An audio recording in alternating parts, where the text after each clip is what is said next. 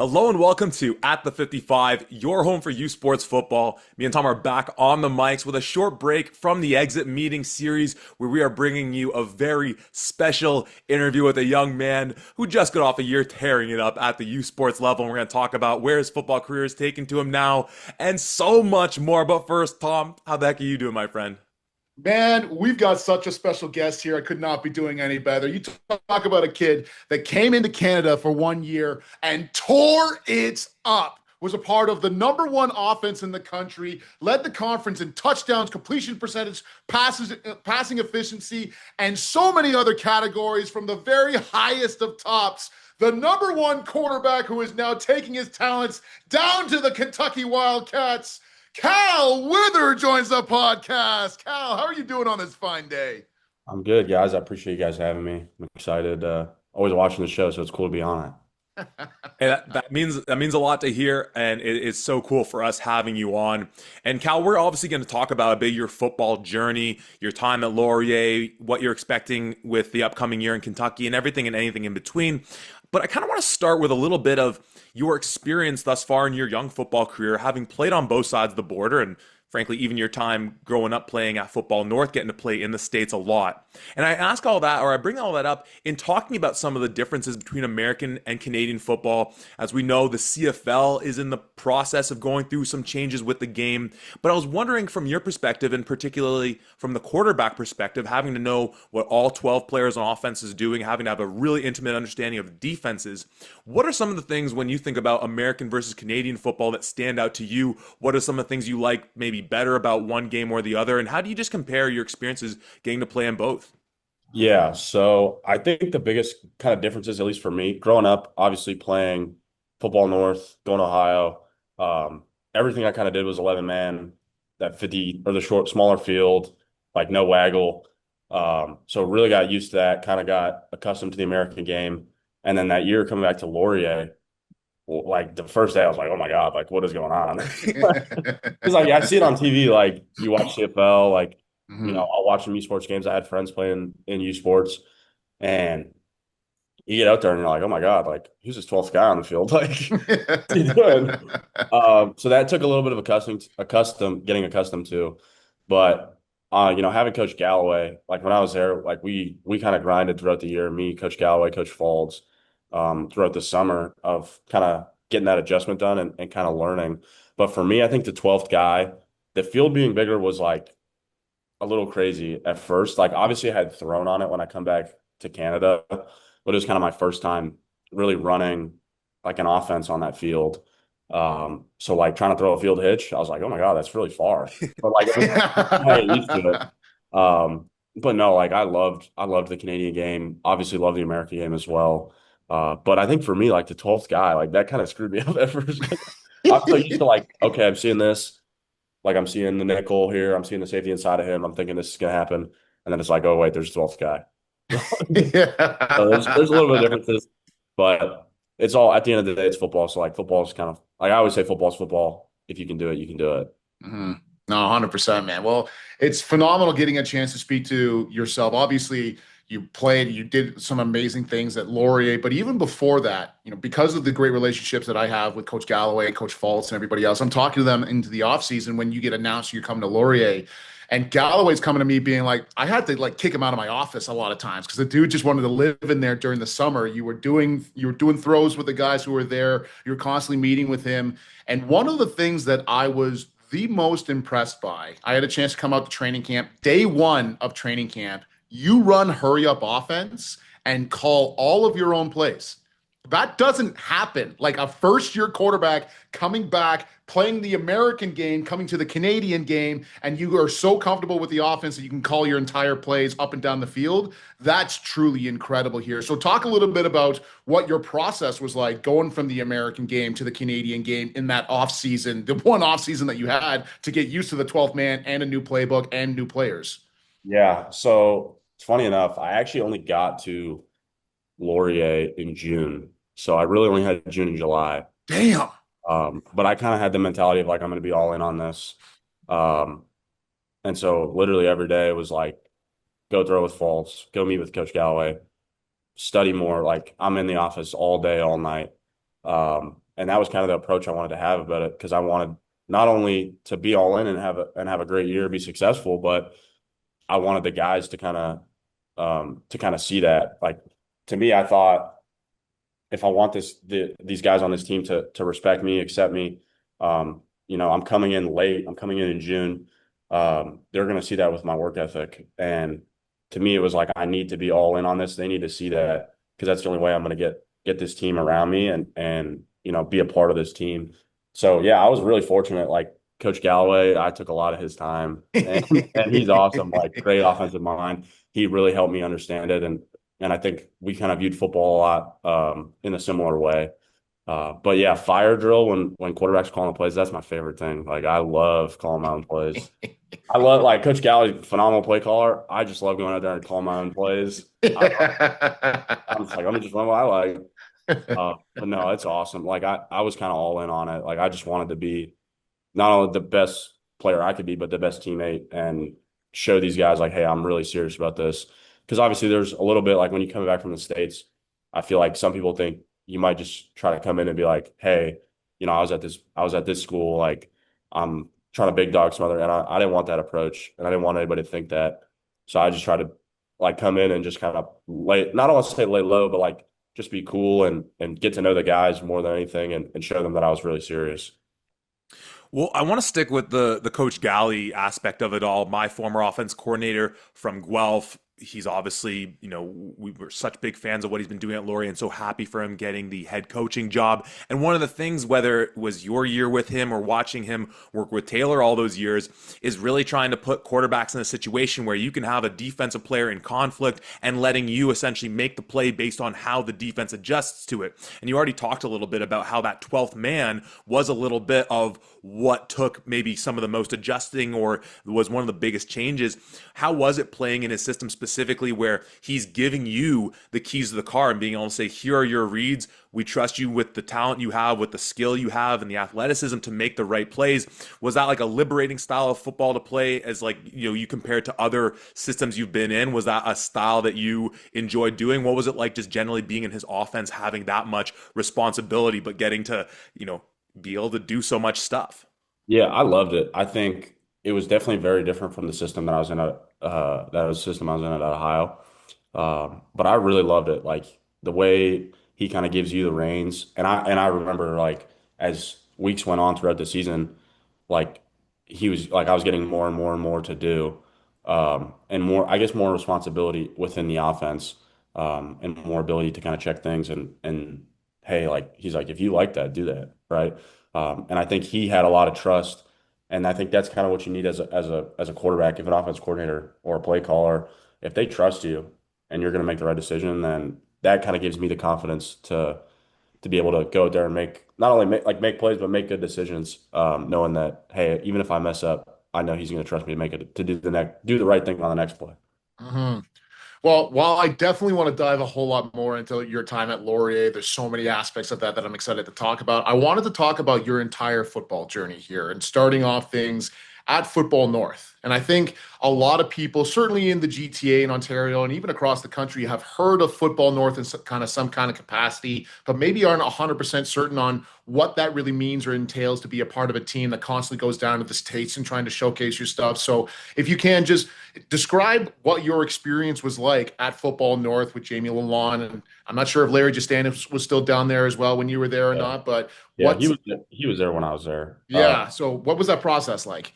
Yeah, Football North was like awesome. Like anybody, if I had a kid right now, I'd send him to Football North. Like, uh, hopefully not for a while though. But no, uh, no, he's like Football North, man. It's amazing. So when I was in eighth grade, Larry saw me.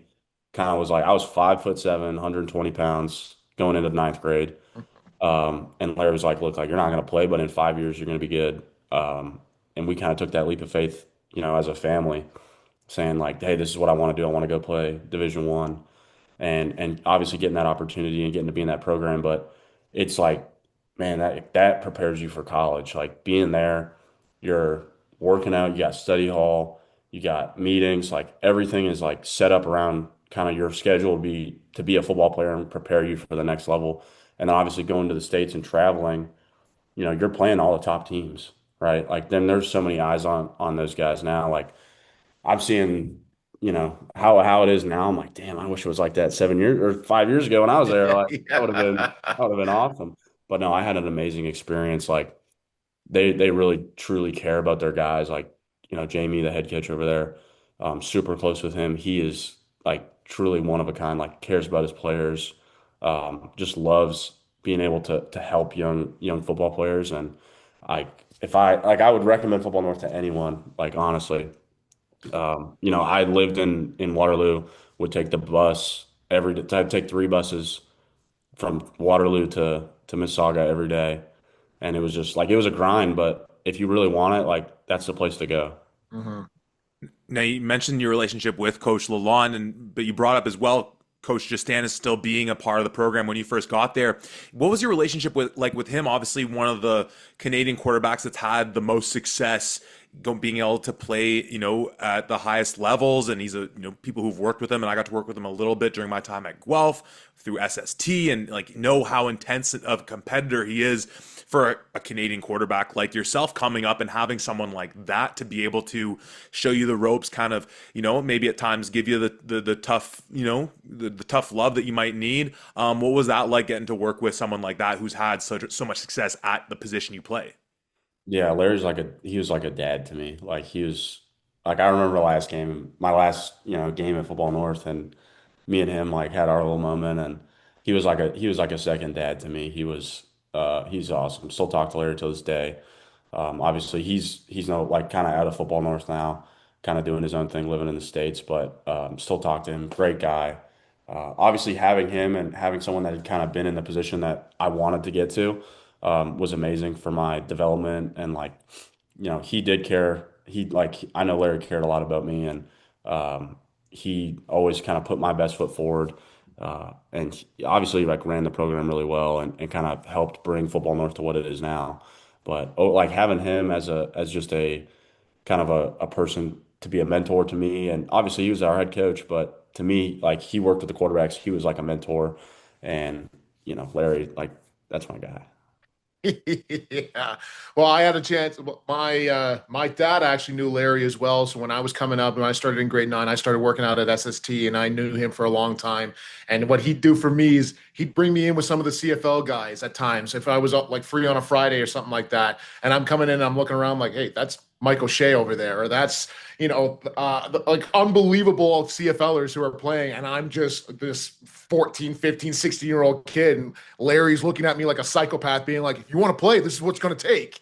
Like, Yeah. man, I owe so much to that dude, just getting me ready and getting me prepared for university ball. So I got nothing but the most respect for him as well. It's incredible to see that. And obviously, you go through that whole process of Football North. Now, I'm curious. Obviously, you ended up at Ohio after that, but what was the overall feeling of scouts looking at a Canadian quarterback? You are playing the American game at Football North. Did you find that there was ever a hurdle that you had to jump through before somebody was really starting to look at you as a legitimate quarterback because you're from Canada, or did they just see the result in the field and go, "Oh shit, that guy's got something. Yeah, we want him on our team." I think there was a little bit, Yeah. maybe just a little bit, but to be honest with you, I think like I look at Theo Johnson, who played in Canada, Hmm. obviously went to Penn State, he's in the NFL. But I think if it's kind of like you said, like if they see you and you can do it, then they don't really care where you're from. You could be from Yeah. Syria, right? Yeah. So no, I was fortunate. Like talked to a lot of schools throughout high school, and got recruited and all, it was awesome. But I think that there's not real like if you can go do it, you can do it, man. Like they don't really. I don't want to say they don't care where you're from, but if you can play ball, man, you can play ball. Yeah. Well, on that subject, obviously you got to spend some time being in a quarterback room with Curtis Rourke, and obviously seeing the success that he was able to have on both sides of the border. Like, is that helpful, being able to have peers and guys, slightly ahead of you coming from, our side of the border, being able to like prove their worth? And obviously we'll talk about you getting to, take over for Taylor and then work with him on the sideline. But this past year, similarly, a guy who then was able to, you know, flex his muscles down the States a little bit, still hoping to have that as the long term. But like, talk about some of your peers who've been able to have success as well. And like, is that perception maybe starting to just change across the board and how Americans look at the way that Canadians, of all positions, not just, traditionally maybe it was like the big guys because you just can't teach size if a kid's 6'5" and 300 plus. Like, talk to us a little bit about getting to spend time with a guy like Curtis Rourke and how maybe that's helped change the perception. Yeah, I mean, Curtis was like when I got to Ohio, Curtis was like a kind of like an older brother, a mentor to me. And the way he kind of approached the game helped kind of, I don't want to say shape, but like influence me and like realizing like this is how it's supposed to be. This is how you're supposed to approach it. And this is how you're supposed to approach a team as a quarterback. And, he helped me mature quite a bit. And, overall, a great dude. Love seeing what he's doing. And I wish him nothing but the best with the 49ers. Like just had lunch with him like a month ago. Um, Really, really good dude. And obviously his brother Nathan, like got to know him really well as well. And the way he approaches it, obviously out in British Columbia with Keep Motion, Rob Williams, like they're out there grinding all the time, and those dudes are like kind of I would say like the peak of like this is how you're supposed to approach it as a quarterback. And I definitely think like as you're kind of saying the I don't want to say like stigma, but like the way people kind of view Canadians, I think has kind of changed over the last maybe 5 years with there being so many now down in the States, so many getting opportunities to go to the NFL, so many doing so well in the CFL, like Nathan obviously killing it in the CFL.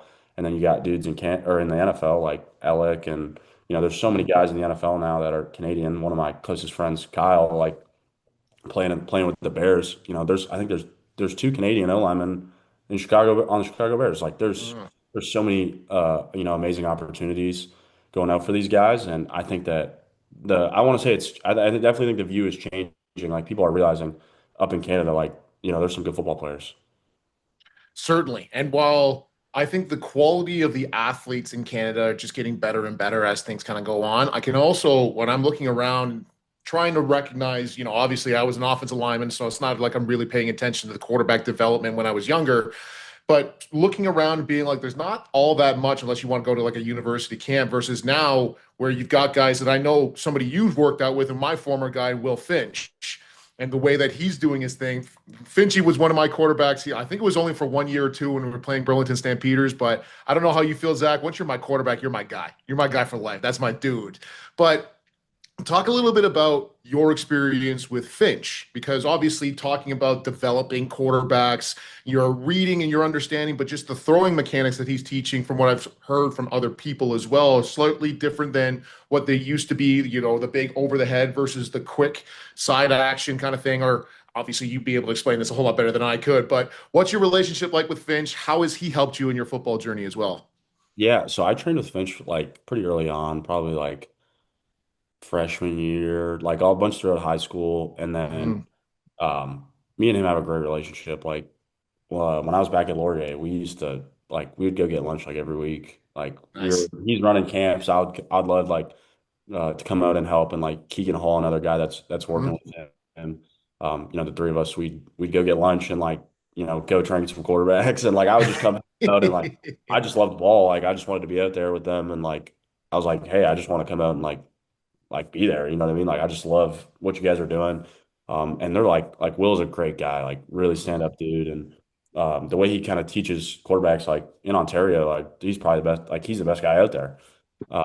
And he obviously has a really, I don't want to say modern approach, but like he's not like too far one way, too far the other way. Like I really like the way he teaches quarterbacks. Uh, and obviously I kind of know his philosophy when it comes to how he's like what he's teaching. And like as a young kid, like if I was in Burlington, Toronto, Waterloo, wherever, like London, like I'd be going to him because that guy knows what he's talking about. And obviously shout out his dad, Mike Finch, great. Yeah. Um, kind of he's the guy out there. The No, OG. Will's a great guy. And obviously as a trainer, even better. Like, I can't speak highly enough about him.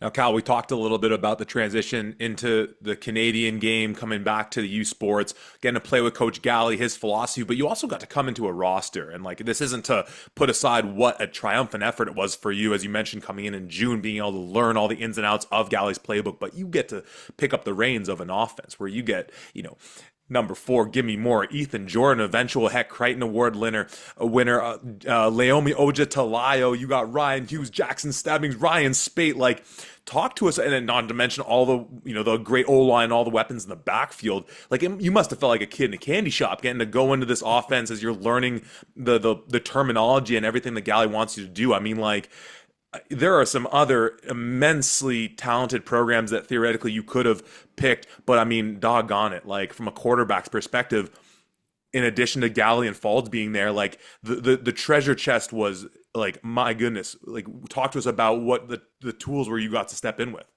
Yeah, like going into that scenario was like probably the best possible that it could have been.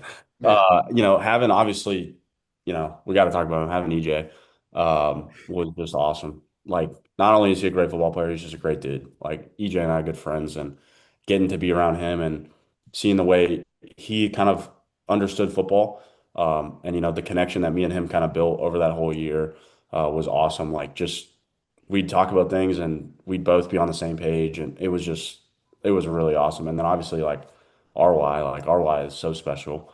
And it was very, very similar with him. Like, we would like RY and I would just draw things up on the sideline like all the time. I'd just be like, I want you to run it like this.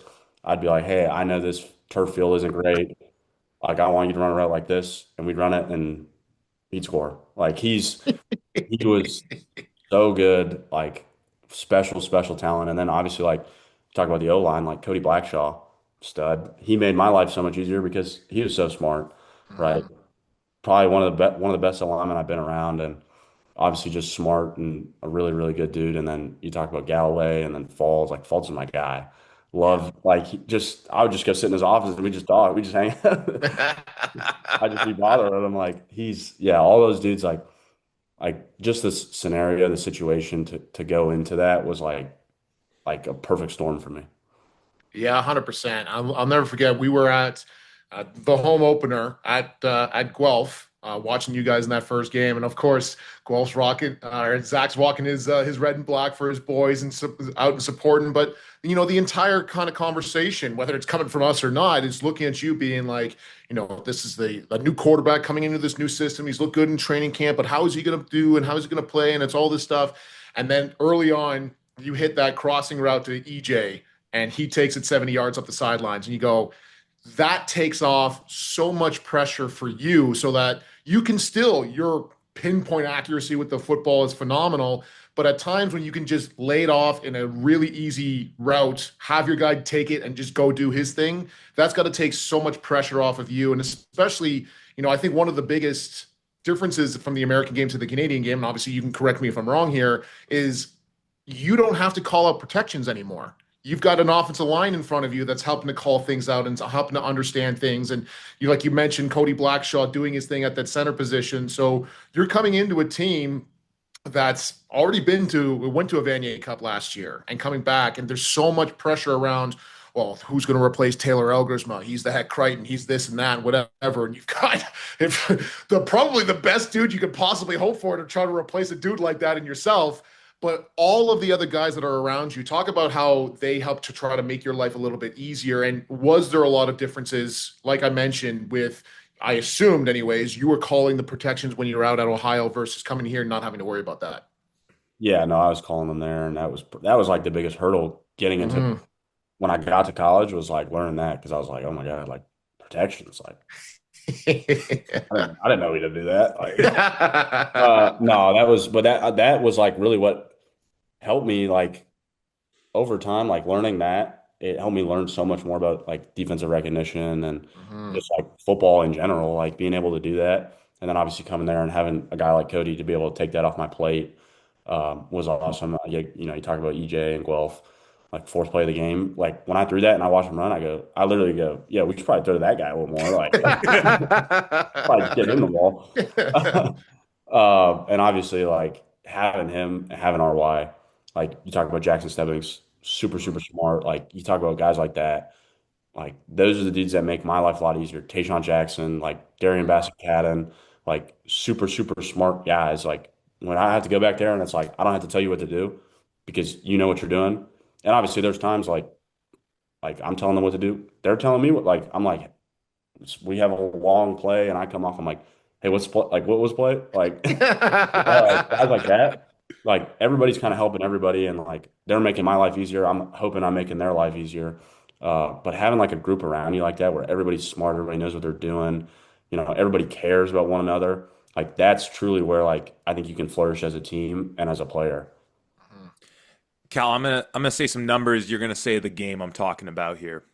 Ooh. 25 for 37, 67% passing percent, 363 yards in the air, 5 touchdowns. What game am I talking about? Oh, Western. Now, Cal, you obviously spent time in the States before coming to Laurier. I'm sure you're aware it's not supposed to be that easy to beat Western, let alone to do it in the way that y'all did in the end of the regular season. Talk to us about that day in London. I mean, me and Tom were there, jaws on the ground, not because we didn't know that this offense was capable of it, but just in London of all places to perform that kind of beatdown. Literally, I don't think anyone alive had seen that. Like, talk to us about that day because that's it's not supposed to be that easy, Cal.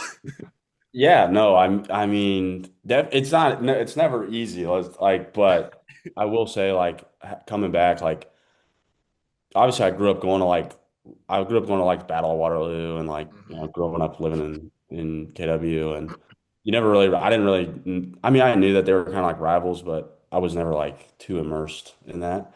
And then I got there, and I realized like how much everybody cared about it, and that kind of made me care about it a little more. And that makes me like, hey, like we got to really do this.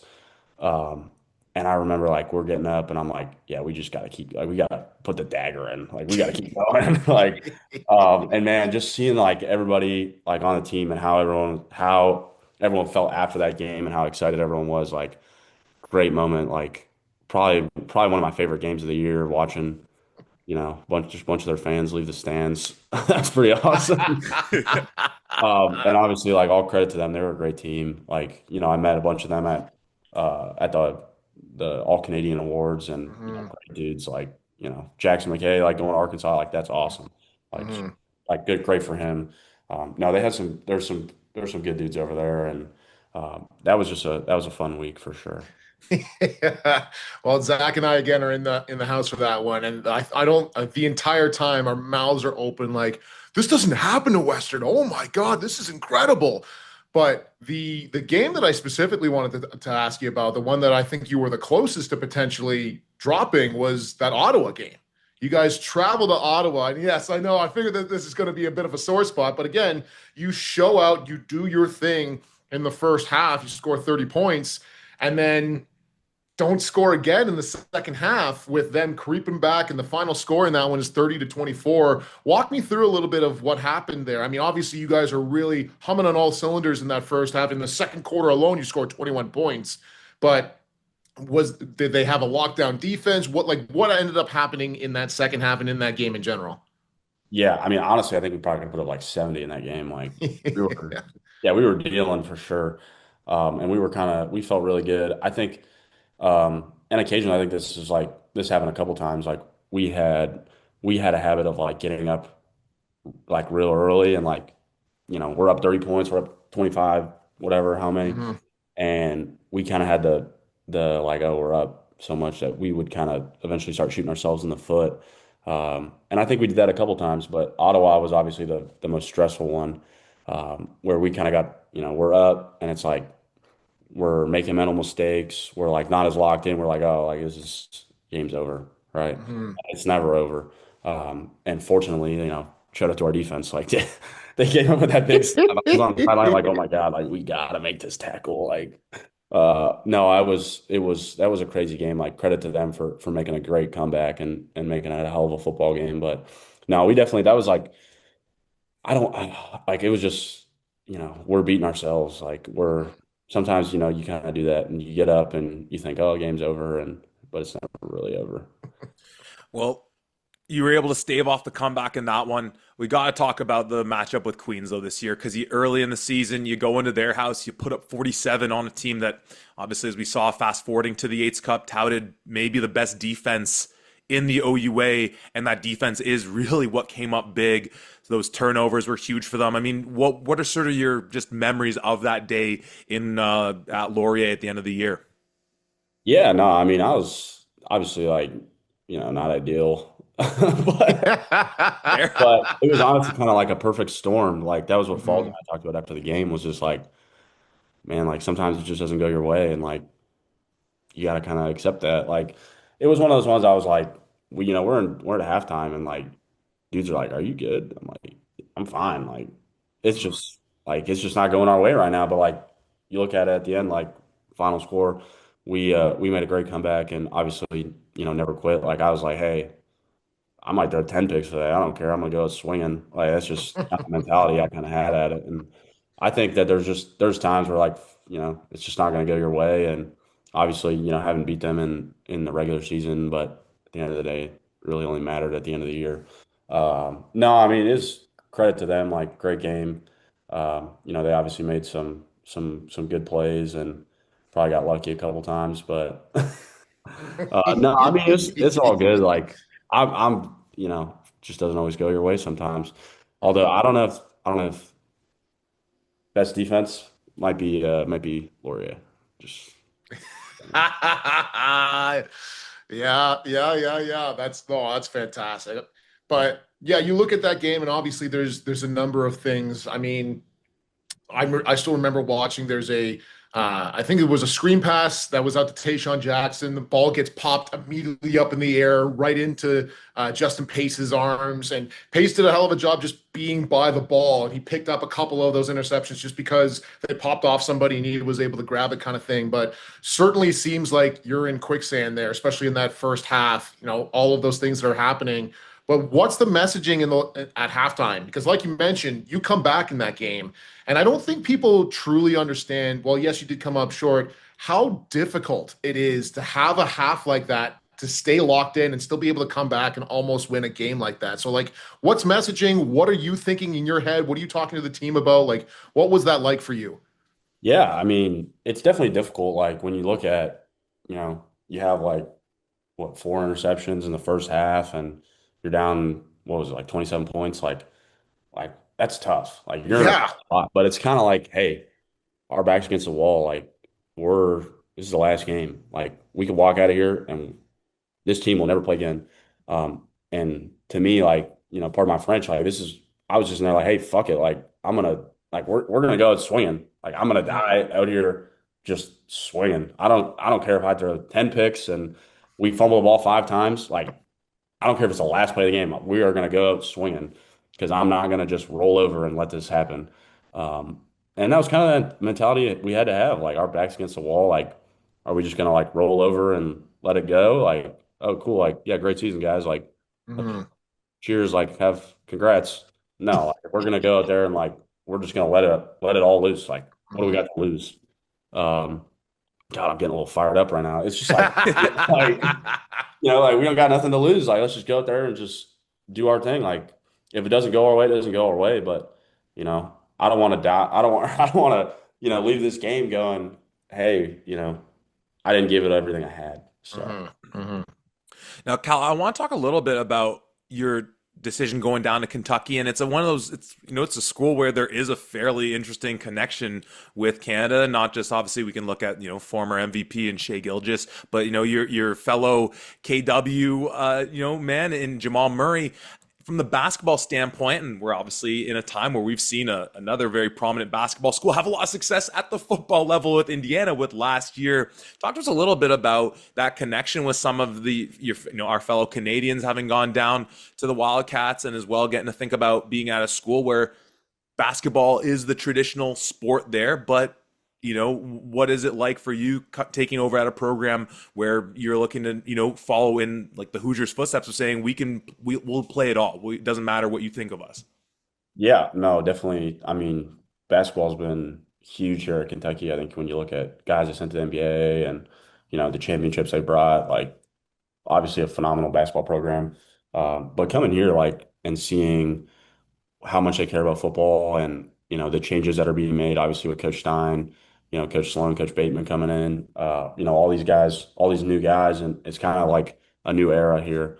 And that's what I'm really excited about. Like everyone in the building is like, we always say like we're undefeated right now. We never lost a game, right? Like, season hasn't even started, but everybody's like, everybody's juiced up, everybody's like ready to go, and we're all excited, obviously. But I can see like a shift and obviously I hadn't been at Ohio. Like, we were very successful winning like 30 games in 3 years. We were a good football team and seeing, kind of how we were as a team and then seeing like how this is as a program, it's amazing to see. It's amazing to be a part of. I'm blessed to be here. But no, like super excited. And obviously, like some Canadians, like it's cool. Jamal Murray, like he's from the same hometown as me. That's pretty sweet. Like I need to go to a basketball game here for sure. I'll be pretty excited to go to that. Not a huge basketball guy, but like I gotta go to one. Yeah, you can't go to Kentucky and not go to Kentucky basketball game. That's unbelievable here. But you start thinking about the competition levels. You're at Football North and you're playing against some of the best in the high school space down in the US. You go down to Ohio in that MAC conference, come back to Laurier, U Sports and everything we have. Now you're going to the SEC. Now you're going and you're some of the teams that you're going up against are like some of the best in the country and like football in general here. As the competitor in you, does that just fire you up even more knowing you're going up against best of the best kind of thing? And what is it like for you, again, in a similar process that you had just last year where you're coming into a team now and you're getting your throws in, but obviously a little bit later than some of the other guys would be, and starting and trying to compete for that number one spot even before camp kind of starts up. What's your mentality surrounding being in the SEC and competing at Kentucky? Yeah, I mean, like it just fires me up. Like at the, when I was a kid, like growing up, like that's all you ever want is to go Mhm. and to go play the best and try to be the best and having that approach of like, obviously I've having been like I'm meant to be here and just getting the opportunity, like waking up grateful every day to just be here and knowing that, there's so many kids that are just would fighting to be in the spot that I'm in. And just being super grateful for that, I think is a big part for me. But obviously, like growing up, like everybody wants to play against the best, and I've been fortunate to get the opportunity to do that. And just as a competitor, like that fires me up. Like I just want to go out there and show that I can be the best and show that I'm meant to be here and prove to everybody, prove to myself that, I'm right about myself and, I'm meant to be here. I can play here. And obviously like, the SEC, like that's awesome. Like, Yeah.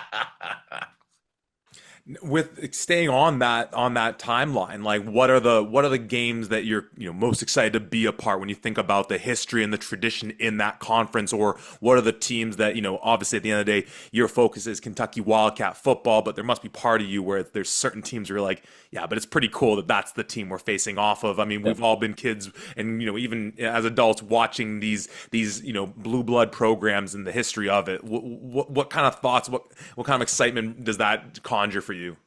Yeah, like just thinking about going to Tennessee and playing there or playing Alabama, like, Alabama was when Saban was there, like watching them on TV, national championships and all that, like, playing them, like that's gonna be awesome. That's something like you kind of dream about. And just like growing up, it's like not even just Alabama, but like going up and being like, I get to play in the SEC.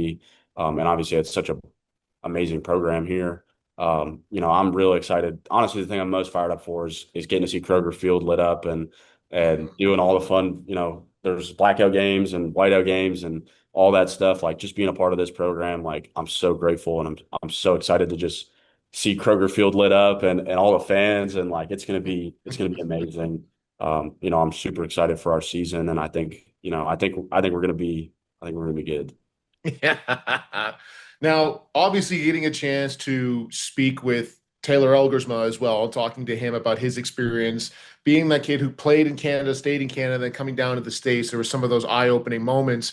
You're talking about, oh, in Canada, I'm running a comeback route. I got a receiver. He's got like 20 yards until he gets to the sidelines. That's not the same anymore in the States. You got a Yeah. comeback route. You got maybe like a 5-yard window to get that ball on there. Plus, you got guys that well, maybe not at Laurier, but in general are faster. They've been in that game for longer, and the defenses are there. So I'm curious if there are some things that you're going to take from what you learned in the Canadian game from Laurier to try to come down to the States and be a better quarterback, or is it literally just I was here, I was in Laurier, I played in this system, obviously did it really effectively, but I got to throw all of that out and learn a new system and everything else. Like, is there any transition between the two games in that sense?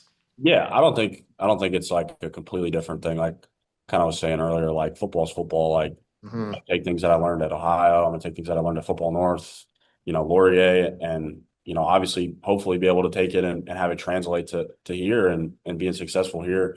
But obviously, like the field is a little smaller.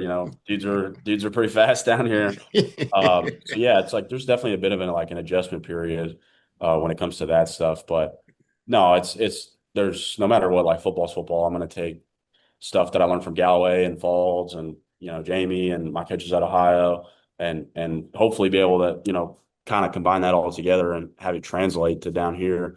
But it's definitely pretty fast for sure. Cal, last thing I wanted to ask you about. You obviously have had a very fascinating football career and moving from a number of places. And as you just alluded to, getting to sort of pull all these different tidbits from coaches and fellow players that you got to work with, being in the American game, getting to come back into the Canadian game. If you got the opportunity to rewind the clocks and go talk to that 17, 18-year-old version of yourself, what would be the piece of advice, having gotten to take in all these different experiences, that you would have given that young man of saying, here is the most valuable thing I can impart on you at this stage in your life as that version of yourself began the football journey? Yeah, I mean, I think I'd probably just tell myself like honestly, I probably wouldn't tell myself anything, to be honest. I'll probably make myself figure it out on my own. But I think that's just, because looking back, like obviously certain things may not have worked out the way I wanted it to. Like, how maybe not didn't work out as I wanted to. Maybe growing like when I was 17, did I think I was going to go back to Canada? No. But like that was just the way I kind of approached it. I was all in on what I was doing.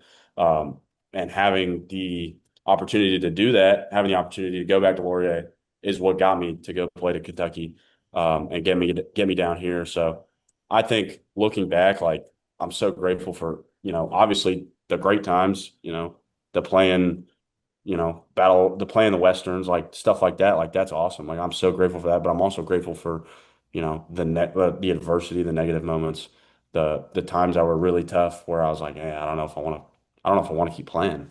Right. When I look at moments like that, that's really what kind of shapes you as a person and also as a player. And I think I said I wouldn't tell myself anything. I'd just be like, hey, you just got to stay the course and kind of figure it out because that's really what got me into this position now. Was just all the great times and all the bad times. Mhm. And you got to be able to fight through that and continue to keep going. Like no matter what, if you just stay the course, like eventually it'll all work out. 100%. And I think I love these kind of stories, especially a guy like yourself that went down to Ohio, didn't end up working out the way you thought it was, had an opportunity, come back home to KW and at Laurier, and you take full advantage of that, really show your stuff. And now you're down in Kentucky. Because I think that it really proves there's always been this narrative out there that U Sports is lesser. It's not good football. It's terrible. It's this and that, whatever. But then, like you mentioned, a number of guys from UBC, Dakota Shepley, Theo Benedict, even Giovanni Vaccaro, who went from Manitoba, went down to Purdue, and like there's a lot of unbelievable football players that are out here. Can you speak to the quality and the caliber? Obviously, we talked about what it was like at Laurier with guys like Ethan Jordan, Jackson Stebbings, everybody else, but like the teams that you played against, how can you compare the caliber of U Sports? And I'm not saying, oh, it's better than the States by any means, but was it better than what you were expecting when you came here? Yeah, definitely. Yeah. No, I mean, there's like I said, like there's good football players everywhere. Like, Mhm. we talk about EJ, like EJ could have gone and played in the States and done just fine for himself. Like EJ was really, really good. But no, like there's good players all around. Like I think about a lot of dudes that I played against, like, the Eunice Larrys at Guelph, Mhm. like, guys like that. Like those are dudes that like could have gone to the States, maybe didn't get that opportunity, and they're back playing in Canada. Well, it's like they're still the same player. Like Yeah. there's dudes that are good. And there's obviously just a lot of good football.